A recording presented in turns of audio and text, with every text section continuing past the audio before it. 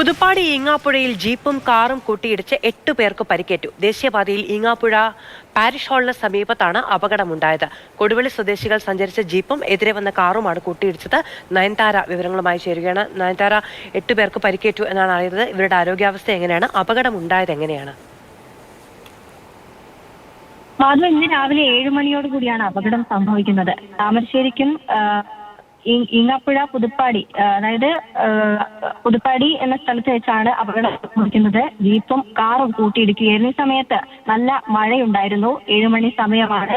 വാഹനങ്ങളൊക്കെ നിരത്തിൽ രാവിലെ തിരക്കുള്ള സമയമായിരുന്നു. ഈ സമയത്താണ് കാറും ജീപ്പും കൂട്ടിയിടിക്കുന്നത്.